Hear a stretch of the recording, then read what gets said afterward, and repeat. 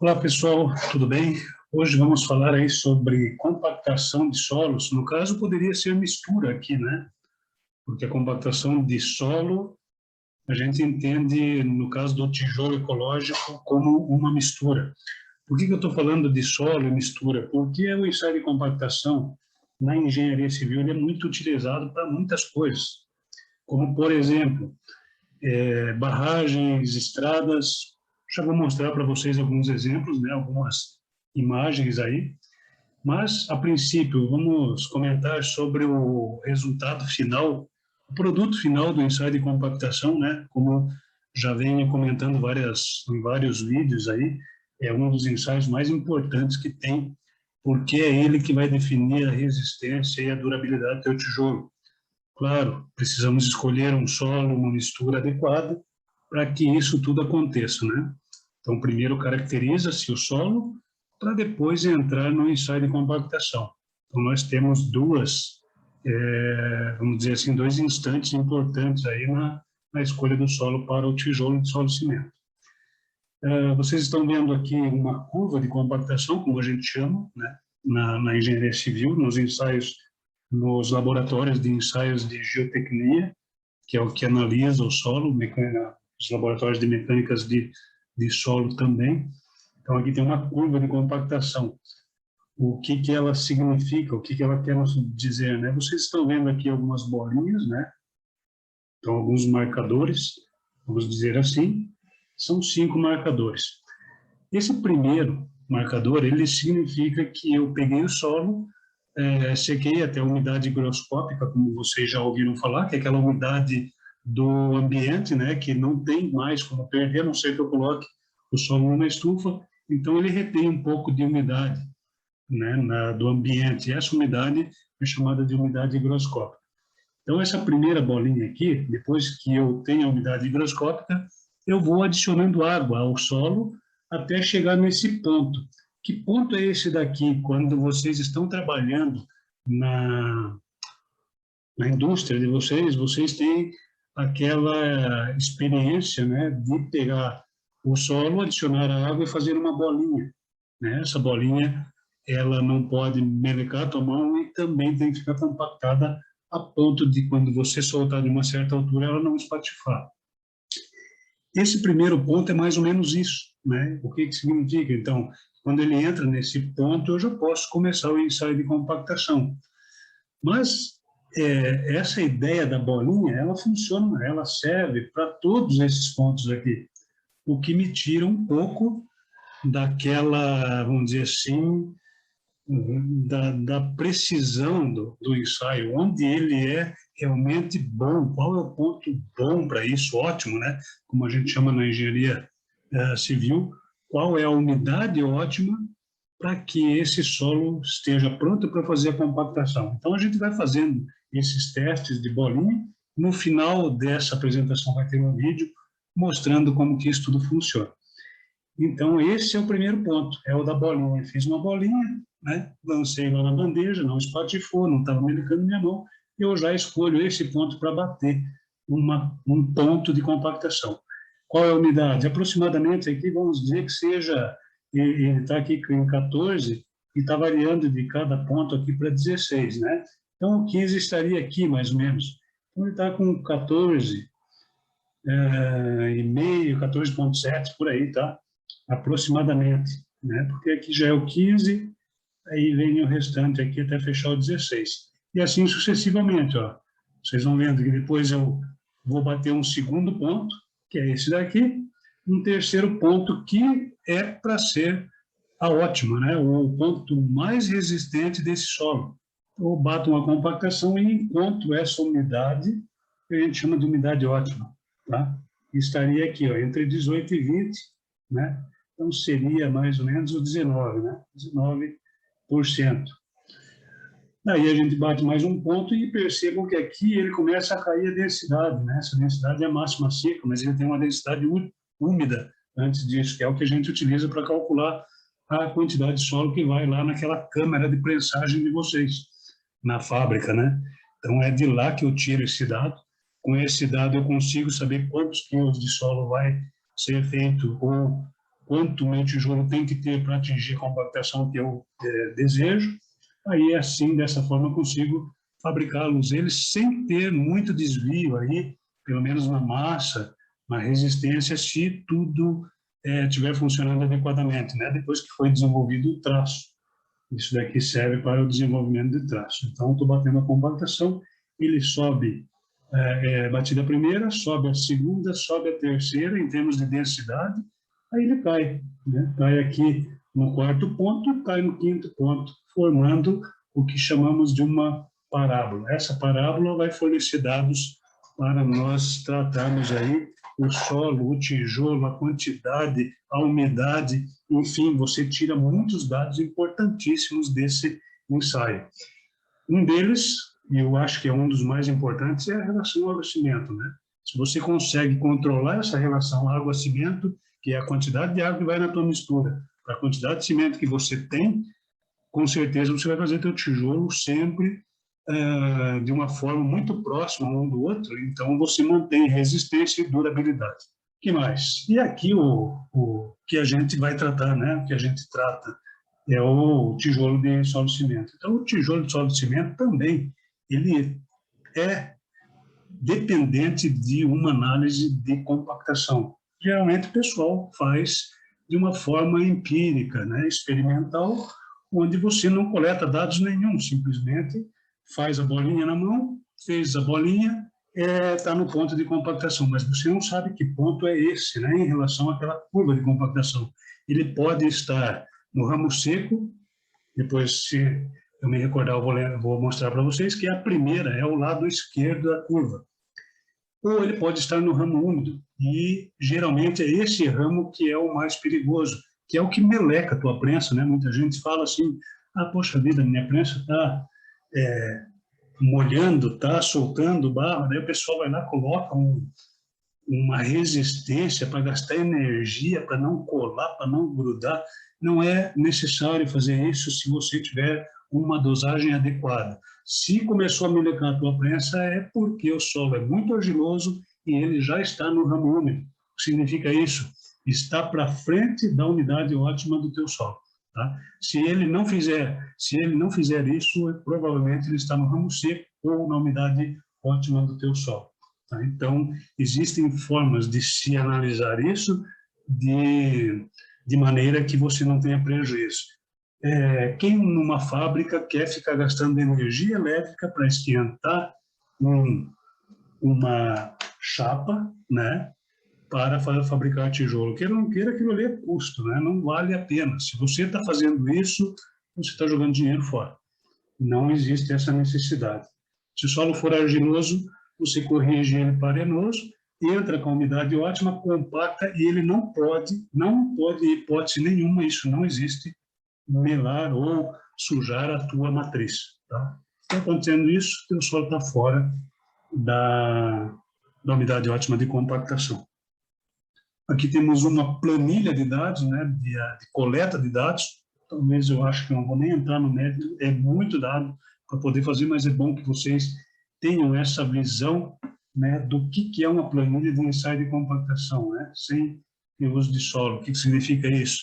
Que eu separo lá 3 quilos para cada ponto. Quer dizer, eu tenho 5 pacotes com 3 quilos, dá 15 quilos de solo, mas eu posso utilizar como reuso, e daí geralmente eu utilizo um pacote só de 3 quilos se eu utilizar um cilindro pequeno.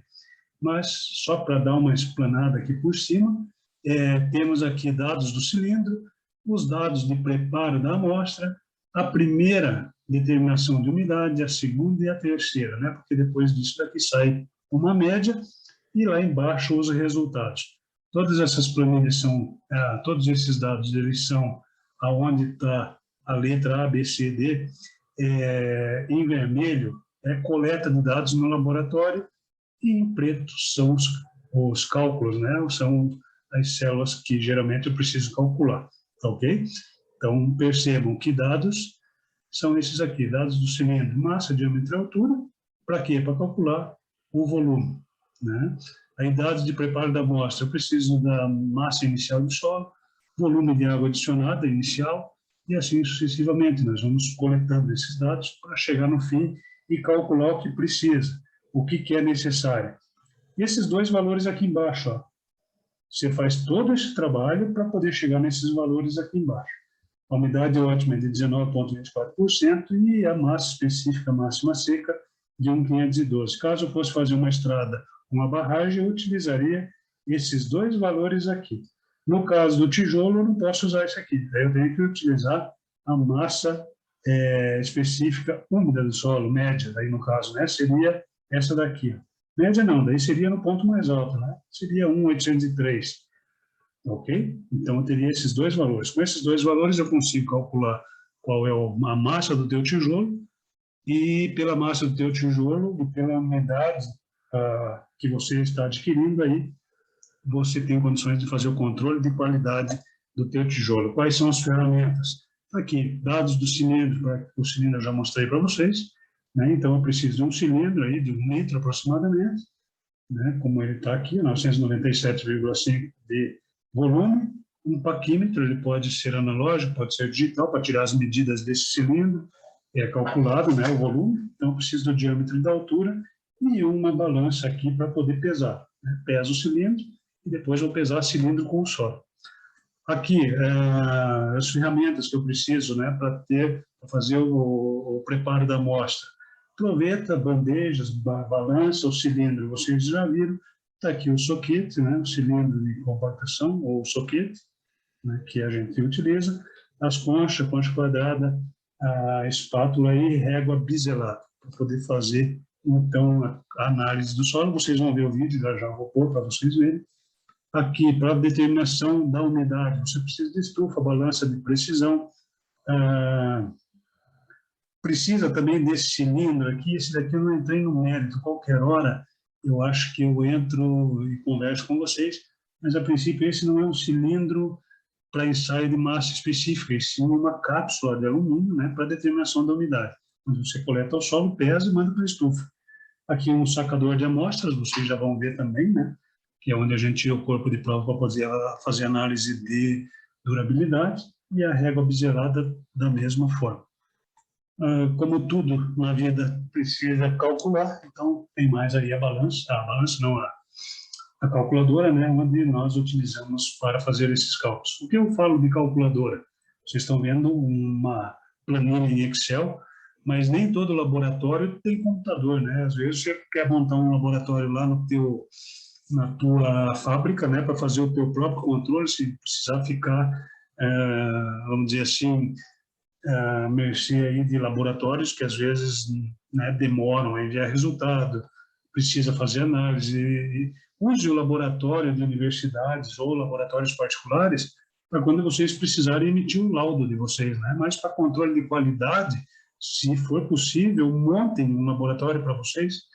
É simples, né? Não é muito caro do meu ponto de vista e vale o investimento, né? Pelo menos assim você tem o teu controle, né? Quando teu cliente te perguntar, geralmente teu cliente, se for uma pessoa jurídica, vamos dizer, uma construtora ou um arquiteto ou um engenheiro, ele sabe o que você está falando, não se engane.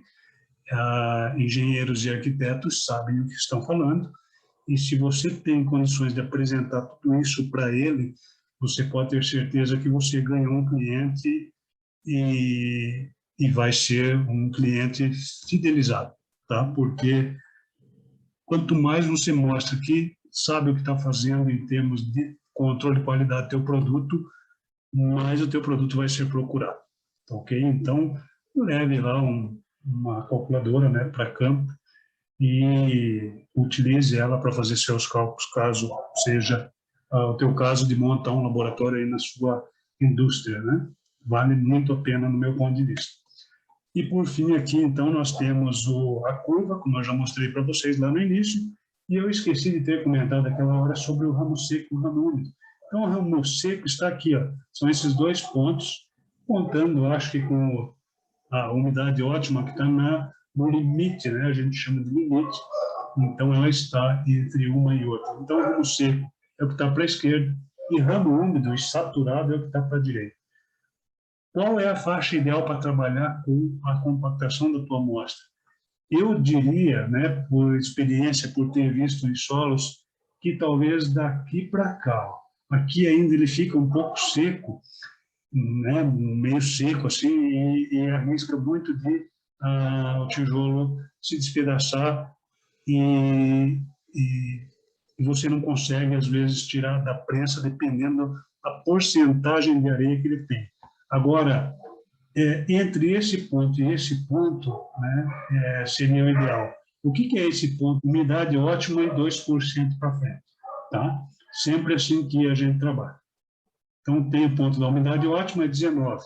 Nesse caso do solo que eu mostrei para vocês, até 21% é legal de trabalhar. 21% o pessoal prefere mais, tá? Porque ele não fica tão rígido e fica um solo mais macio, fato que não deixa com que a sua matriz seja arranhada, seja danificada e reduz um pouco aquela abrasão, né? Então, o ponto legal para trabalhar mesmo com o tijolo de solo cimento, dependendo da tua dosagem, é aqui, ó. O ensaio de compactação, como é que funciona?